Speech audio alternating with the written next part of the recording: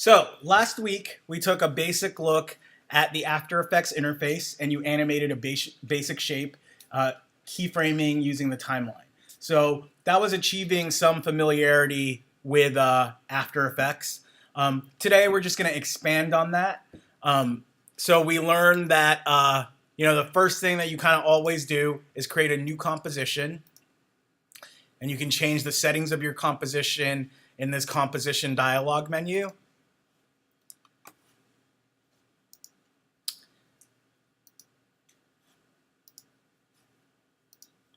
And then last week, we looked at just creating a background layer and then moving a simple shape. So to create the background, I created this new solid layer.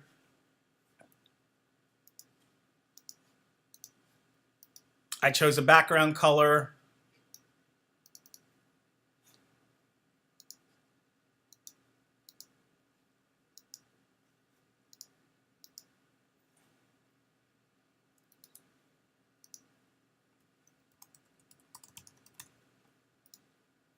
And then on my shape layer above it,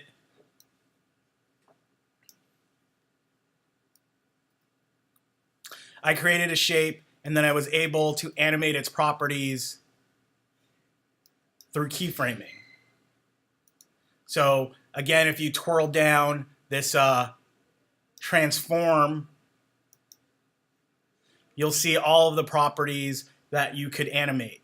The anchor point, so you could move the anchor point with your anchor point tool.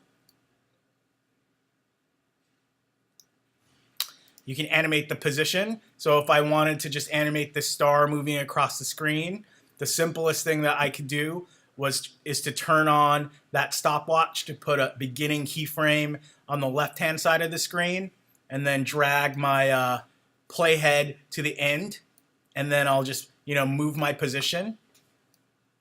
And that'll create just kind of my initial animation. So we basically just looked at the different properties that you can animate with After Effects. And you accomplish that via keyframing. So the big advantage here versus the other technique that we looked at was, instead of having to sort of draw or render each frame, After Effects would accomplish some of that for us just based on the keyframe. So that's a review of what we did last week, was look at the basic interface. We drew kind of a shape, and then we looked at keyframing to sort of see how we could animate the different properties of it. But obviously, your animations or interesting animations, you're generally going to want to do more than just kind of create these basic shapes. So today, for this section, we're going to look at how to import in complex vector graphics from Illustrator and bring them into After Effects for animation. So I'm going to open up Adobe Illustrator. Again, I'd advise you to kind of make all of your graphics or your visual assets in Adobe Illustrator, because it's a non-lossy vector-based rendering is what you end up with. So you have kind of the highest quality image that you could get.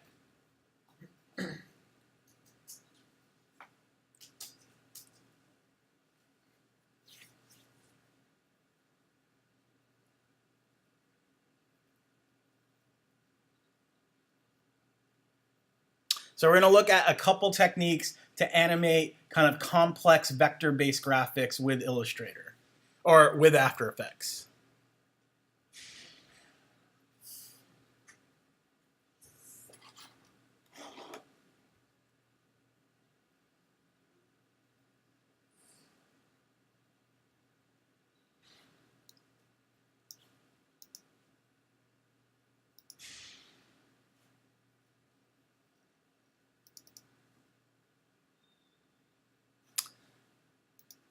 So in Illustrator, I have this rocket that I drew earlier, and it's just a vector image composed of different vector shapes that you can see in the timeline.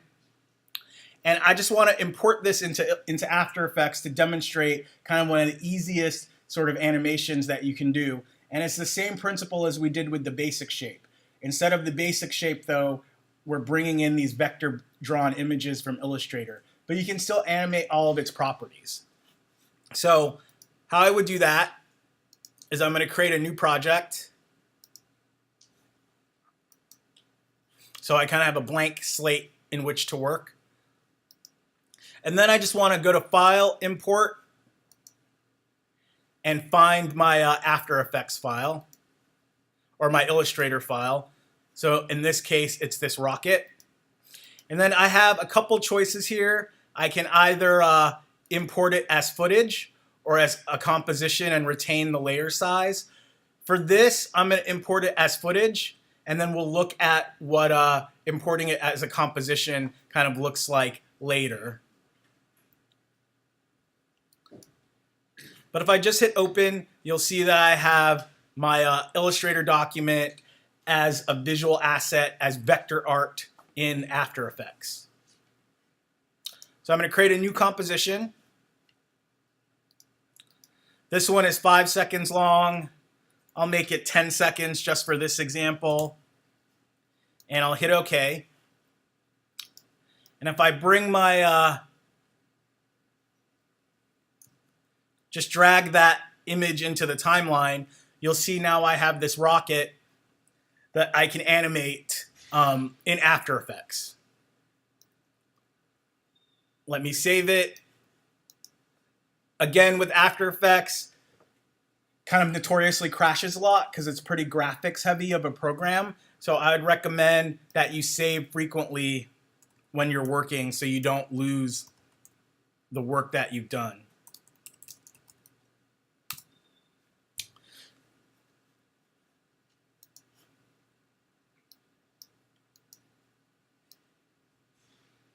So how I can animate this is basically the same way that I animated that simple sort of shape. Let me put a background on here first so that it kind of is easier to see. So I'll put a new solid background on, and I'll just kind of have a black background for now until I decide what I want to put there.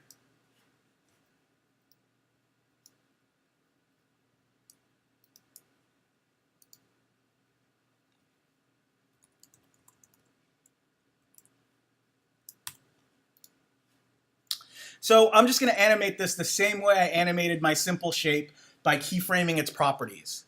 So if you kind of expand the transform options, you'll see you have the same properties that you can animate with. The anchor point, the position, the scale, the rotation, and the opacity. So you can work with all of these different properties to achieve an animation. For me, this is a little big, so I'm going to make this kind of fly across the screen. And it's a little big for that purpose. So before I animate, I'm just going to set up the scale to kind of be a little bit smaller. And then I'm going to change the position so that it's where I want. And again, if you want it to be really exact, you could adjust these numbers down here. You could even type in your own XY coordinates, or you could also just drag it where you want it to go. So you have a few options as to how you can sort of achieve where you want to place things. So again, I'm not animating. I haven't turned on any of the stopwatches to set keyframes. All I've done is sort of just set up initially my file. And then to animate this moving across the screen, I'm just going to first animate the position. So I'm going to turn on the stopwatch for position. And then I'll maybe move like 3 seconds down, and I'll move it to a different position.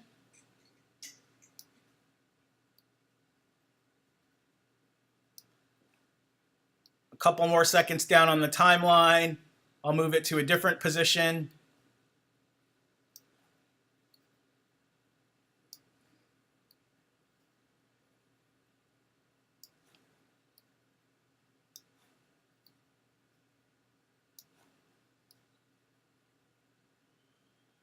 And then kind of off screen. So once I have that stopwatch on, you can see that After Effects automatically created all of my keyframes for me. So the advantage of this software versus the project we did earlier is if I wanted to make this move frame by frame, I'd have to draw each one of those frames, whereas After Effects just kind of creates the tween animations for me. So if I played this, I have a fairly simple animation of a rocket kind of moving across the screen.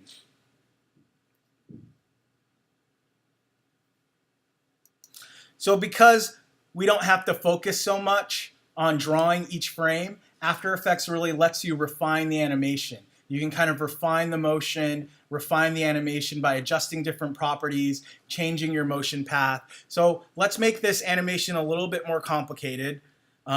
So right now I'm just animating the position. I can also animate the rotation. So I'll turn on the keyframe for that. And then maybe at 1 second, I'll kind of have it wobble a bit so that really looks like this rocket is sort of moving through space.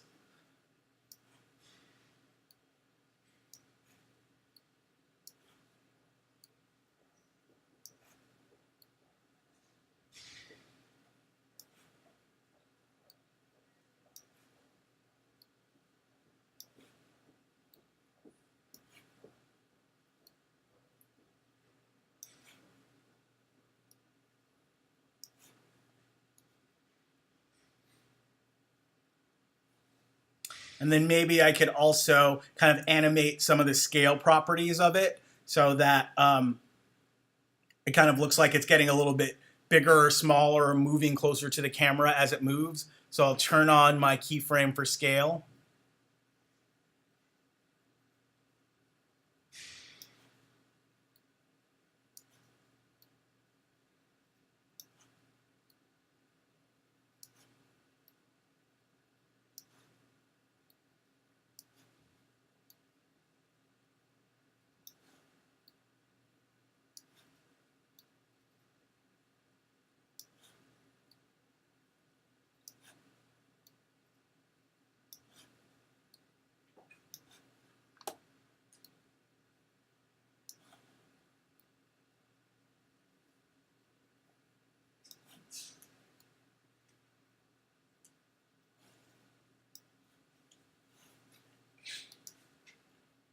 So just by kind of adding those other elements, adding the rotation, animating the rotation, the scale, the position a little bit, I've kind of created this animation that has a little bit more kind of life to it than just animating the position, right?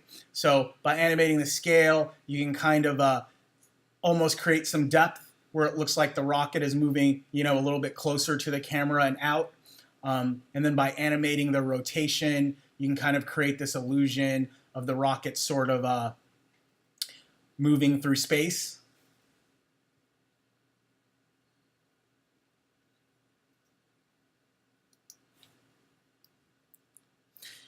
So one of the other things that I recommend that people do a lot with After Effects is also to kind of fine-tune your motion paths. What I mean by that is if you look, you can kind of see this line here that After Effects created for me when I moved the position around. So if I want to kind of adjust this motion path, I have a few ways to do it. I can either kind of click on these circular handles, which are called like Bezier handles.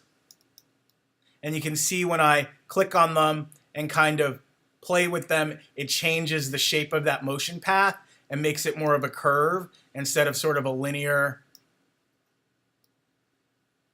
sort of path. So that's something that you might want to do to kind of create more organic motion.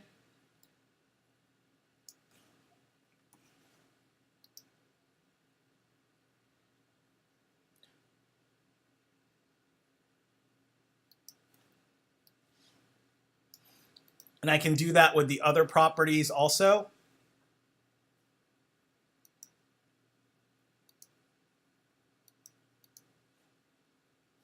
So when you're sort of working with motion, I also recommend that you take a look at this graph editor interface. So instead of just the timeline, if you toggle on this graph editor interface, it takes away your timeline and it shows you sort of a graph editor of the motion that you kind of plotted. So you can see kind of the motion, the graph for position is this green one. So you can kind of change that through this graph editor interface also. So if you look at the graph editor, you can kind of see that this line is very angled. It's all of these sort of peaks and lows. And what that means is that your movement or your animation is going to be very linear. It's just going to be, very kind of machine-like and linear. So you always want to kind of go in and finesse that motion.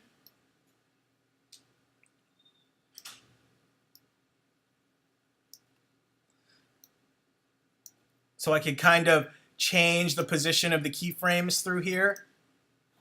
One of the other things that you can do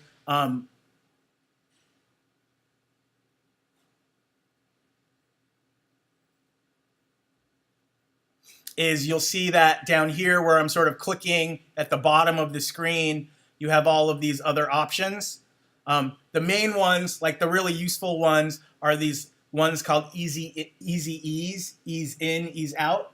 And what that does is it provides a little bit of kind of like delay or changes the time a little bit between your keyframes so that everything is not happening so regularly. Like if we were kind of to look at this now,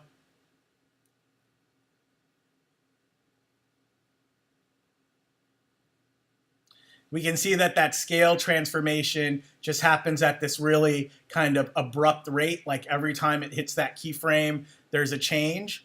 Adding a little bit of ease to your keyframes sort of makes them less abrupt. So I could select this keyframe and put in an easy ease in.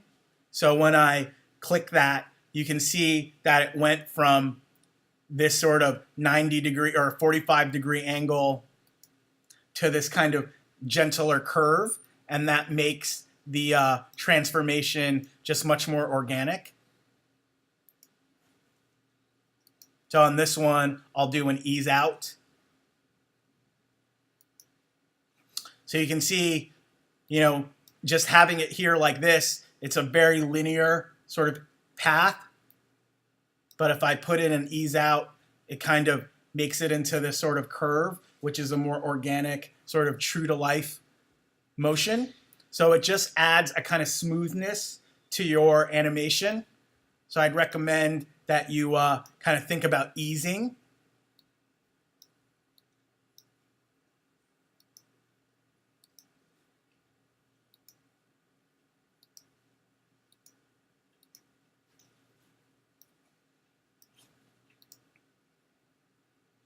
So now when I kind of play, you can see that the scale transformation is a lot smoother. It's a lot more subtle. It's a lot more kind of true to how you would really see something versus this very linear, just using the keyframes as they are on the timeline.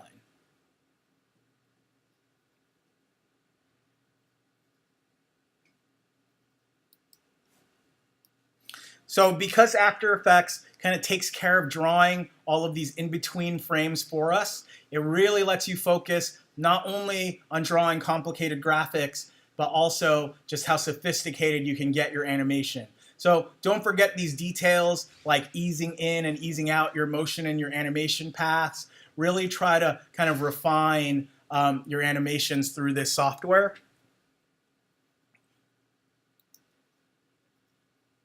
So the other thing that I'm going to do here is, maybe apply an effect to this so it kind of looks like my rocket has like a contrail behind it.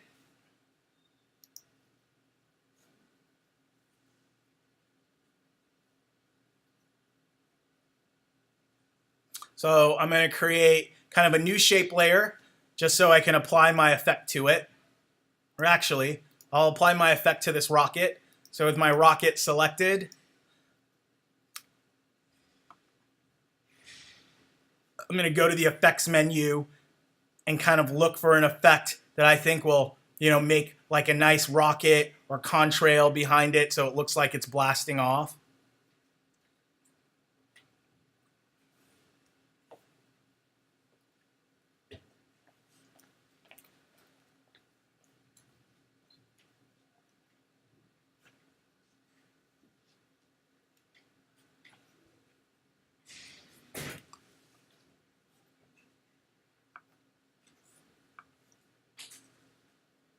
So I'm going to use this particle playground one. After Effects has a ton of effects though, so you don't have to, I'm going to do this in a different layer.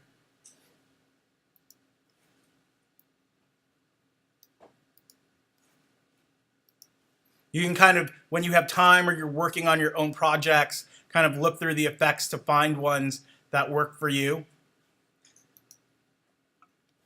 So when you select an effect in After Effects, the effects control window appears in your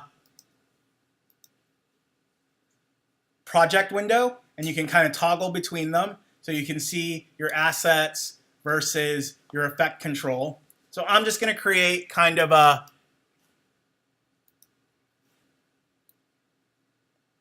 So this effect, this particle effect, creates this kind of red particle stream here that I'm going to use as like the contrail of my rocket.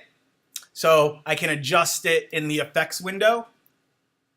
So the first thing that I want to do is I notice that it kind of looks like a fountain, and I want it to kind of more be coming out of the sort of end of the rocket. So before I start animating, I'm going to just move it. Let me rename it also so I know kind of what layer it is.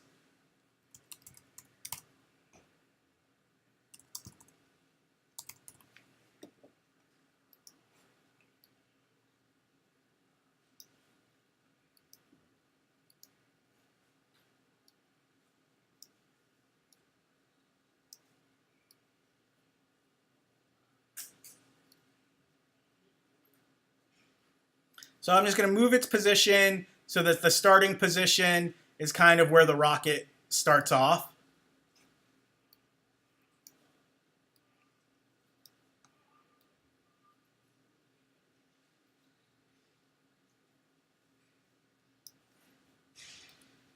And then sort of refine it so that it looks like what I want, because I don't really want it to look like this fountain.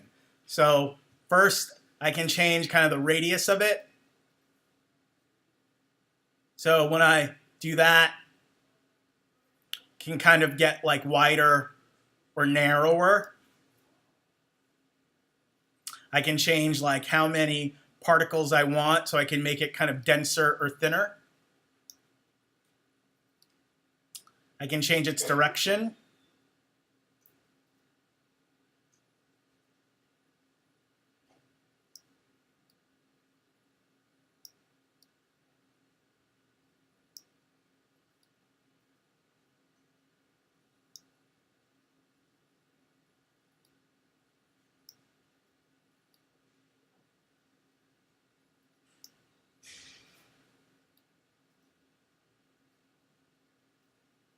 So that looks like more what I want. And I can change its color. Kind of want to find a color that looks kind of more like fire. So I'll do that.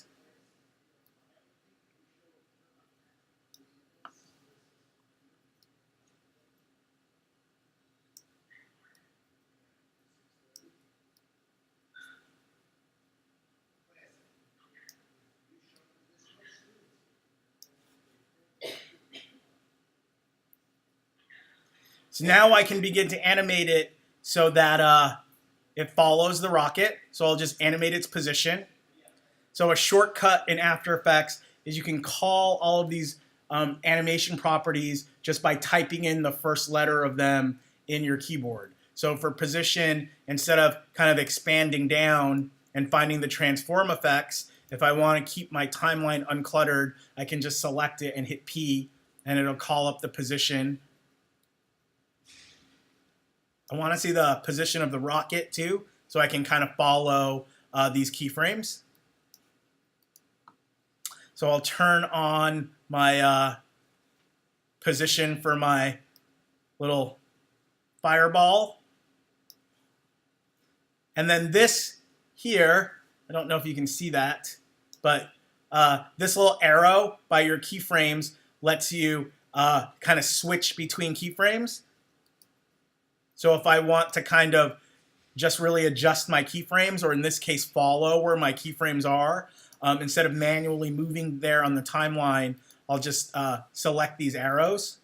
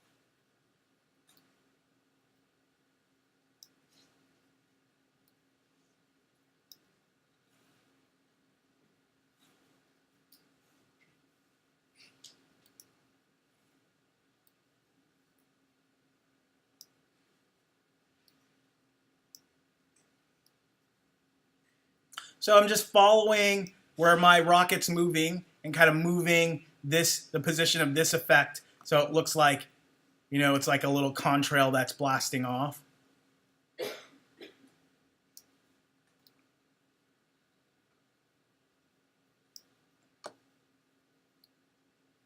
So hopefully when I play this, it'll move with the rocket.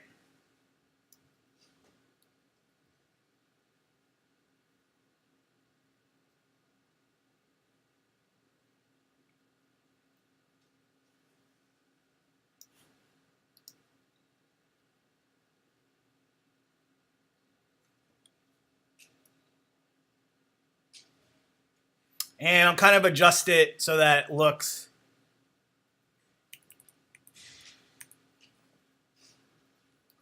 a little bit more intentional.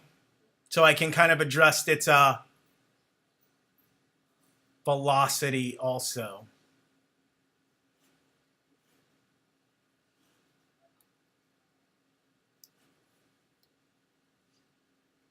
Or the direction of it.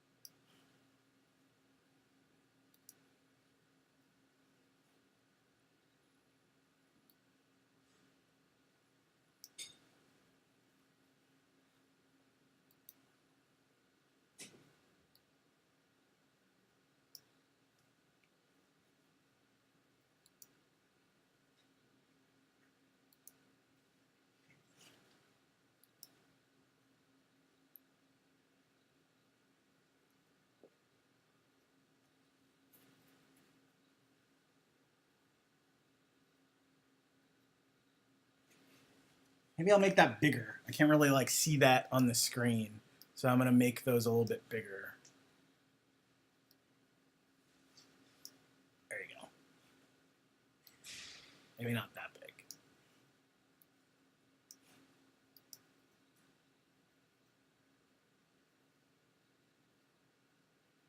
Looks a bit odd that large. Let me try to find a happy medium.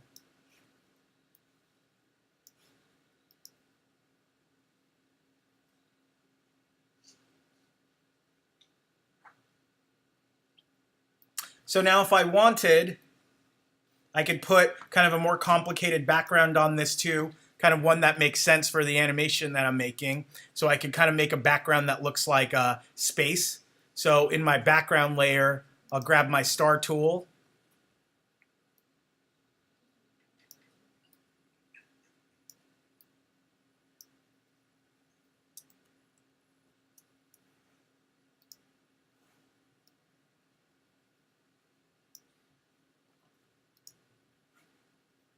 And I'll create a new layer for each of them.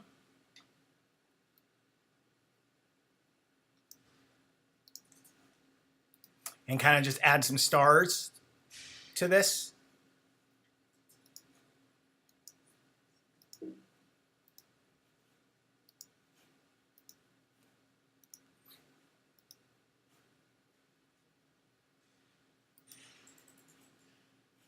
And I'll just make kind of like a starry background. So I'll draw like 8 stars.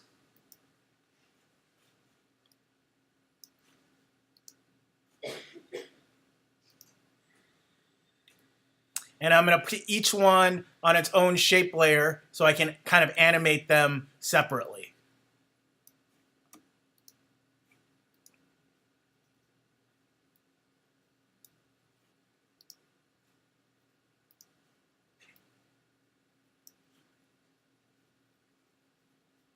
That's 6. I said I was going to do 8.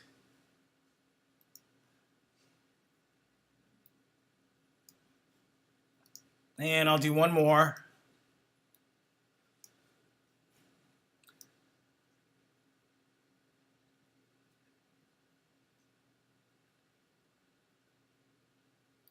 And then I can animate each of the stars sort of separately so that it just adds a little bit more depth to my animation. And I can just do that using the same kind of principles we did just now and last week by just animating its properties. So just to add more depth to my animation, I'll kind of animate the opacity of each star so it looks like they're blinking. So I'll turn on the keyframe for opacity. And I'll kind of just move down my timeline and turn the opacity up and down.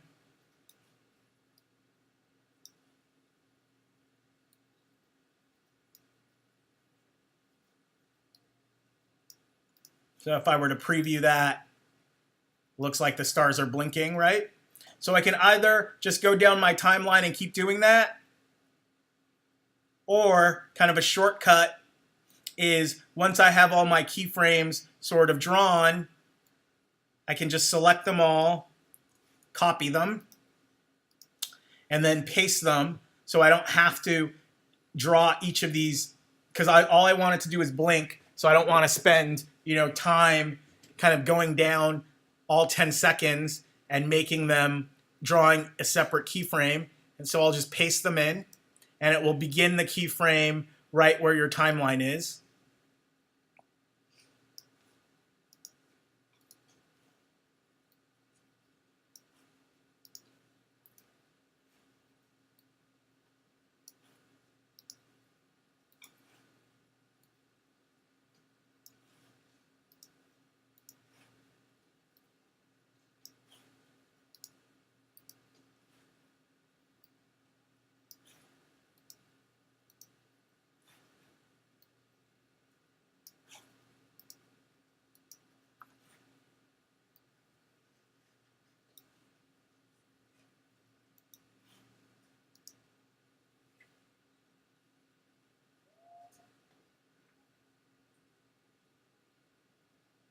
So I'm going to quickly do that for the rest of them.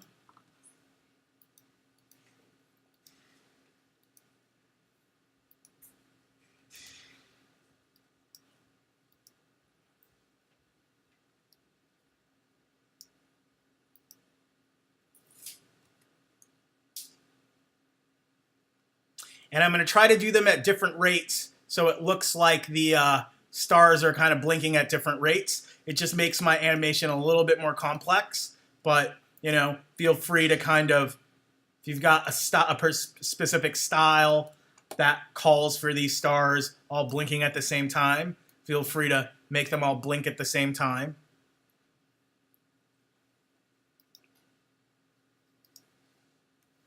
So as a shortcut, I can just call the opacity by typing T in my keyboard, and it'll bring up the opacity property, so I don't have to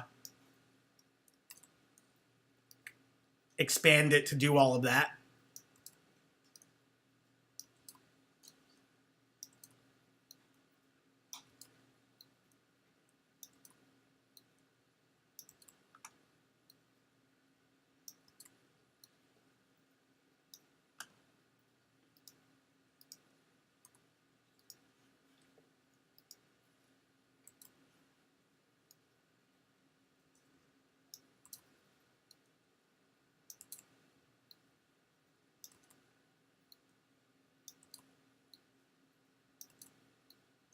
So I'm just going to quickly do the rest of these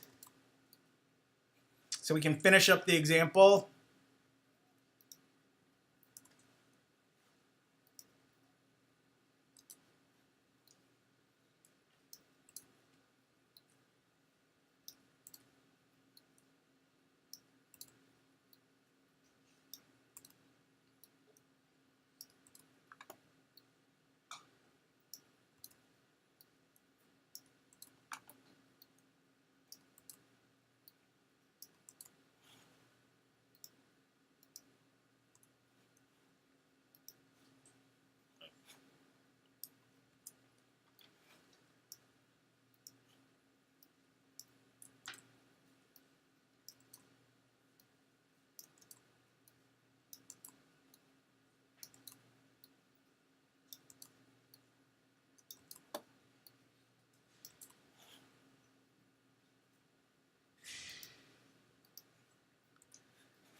So 3 more to do.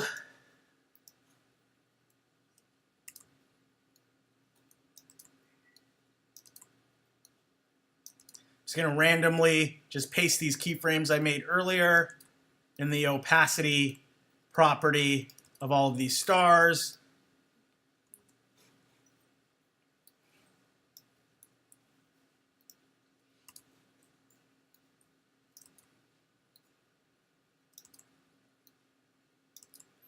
And I'm just putting them randomly in so I can kind of have this element of randomness where each star is blinking at a different rate.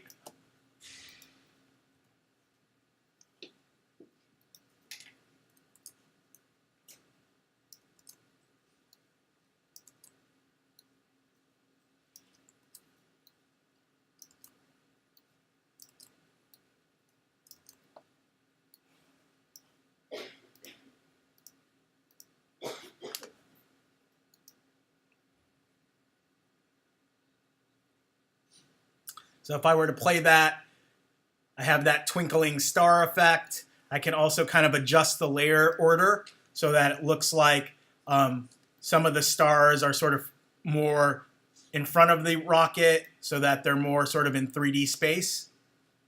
So let me find this one.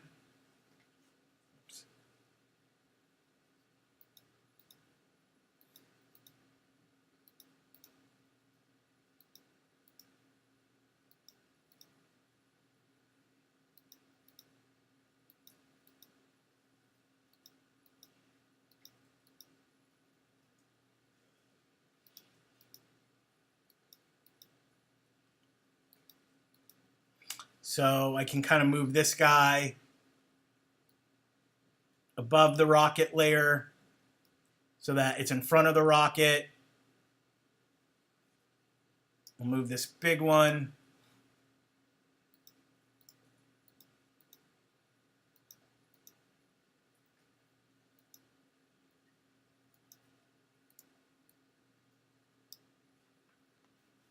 So I'm just kind of creating more details.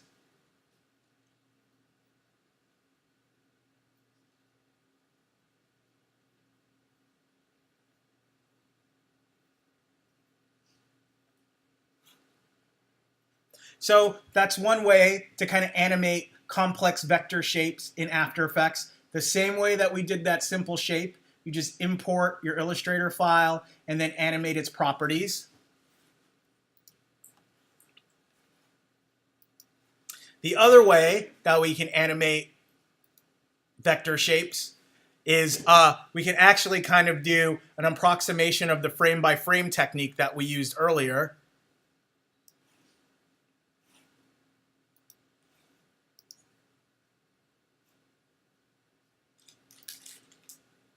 So if you remember this example that I did from earlier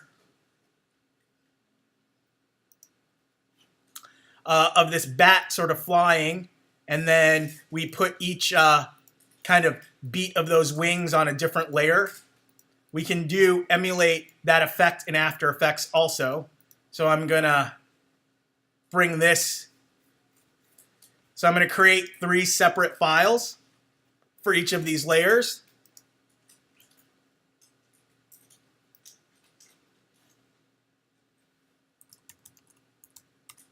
So I'll call one Flying Fox 1.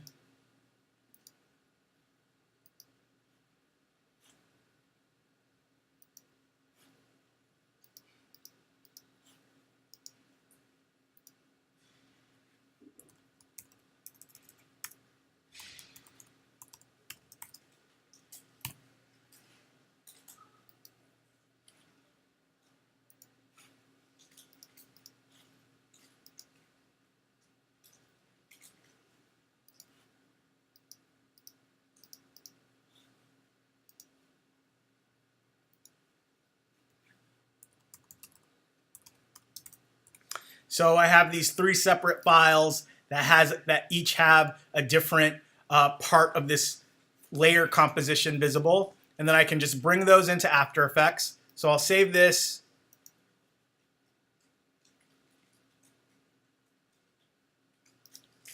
And create a new composition.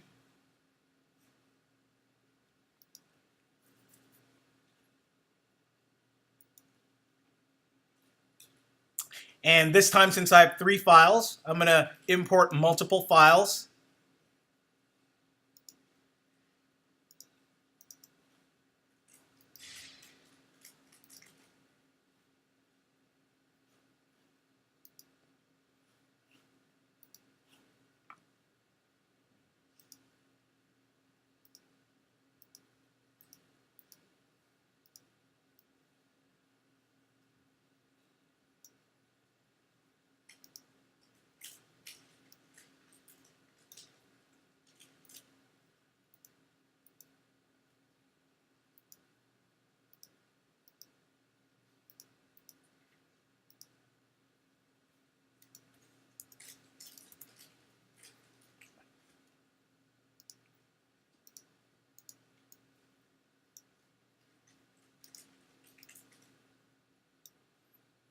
And I'm going to bring each of these layers into my timeline.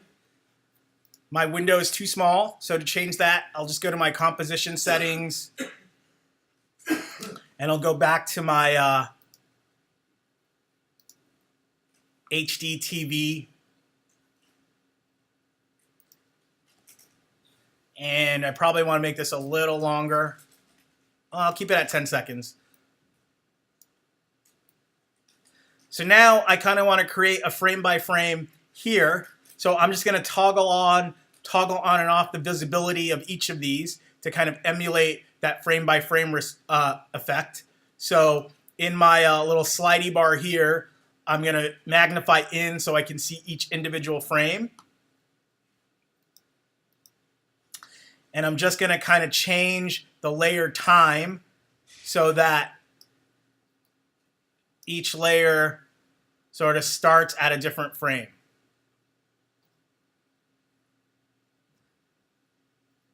So there I just kind of moved the layer. You can also cut the footage, like if your After Effects also edits video. So if you want to kind of just shorten the footage, just drag on the end or the beginning of it, and you can kind of change the length of it. So I want this to kind of just be a frame long.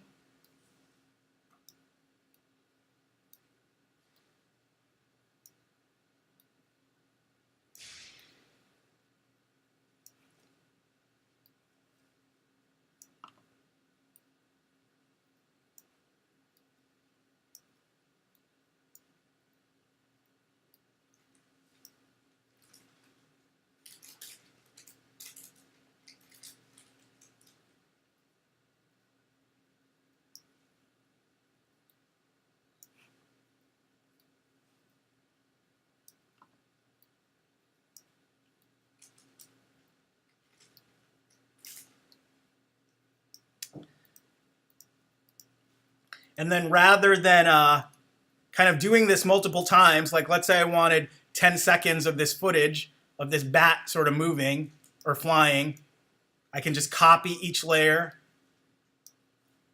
move my playhead where I want them to be, paste it,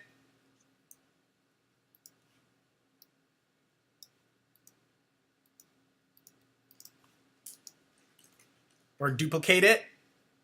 And then in my timeline, I have duplicated those layers. and I can just move the new ones.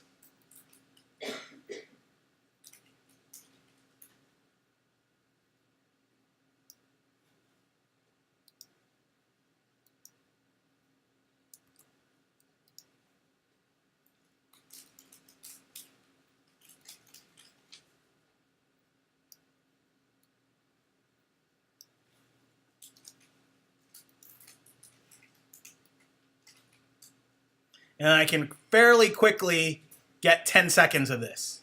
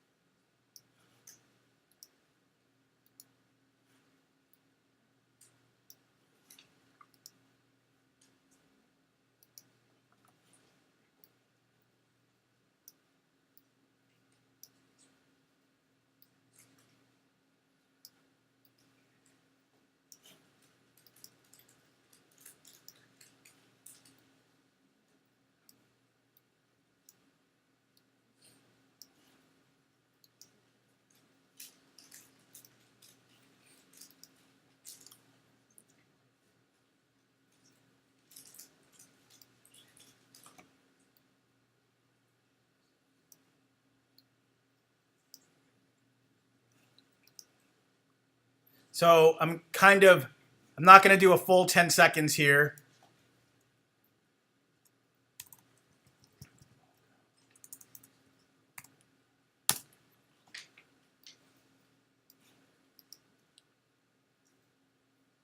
But there I have really quickly my kind of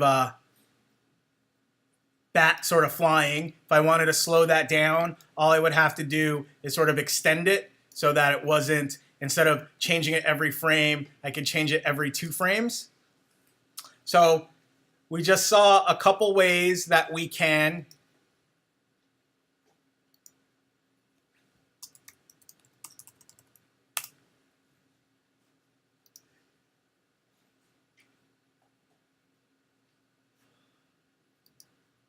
sort of animate. So we did one animation where we just animated the different sort of properties. And then we did another animation where we kind of did a frame-by-frame technique, emulating the first technique that we did, and use these different layers to kind of create the illusion of motion. So those are kind of, and then you could obviously move the position or animate any of the properties from here. So those are 2 techniques to animate with After Effects. So what I'd like you to do for your in-class project is to create a vector graphic in Illustrator, something that's a little bit more involved than just a simple shape like we did, and bring it into After Effects and begin to animate those properties.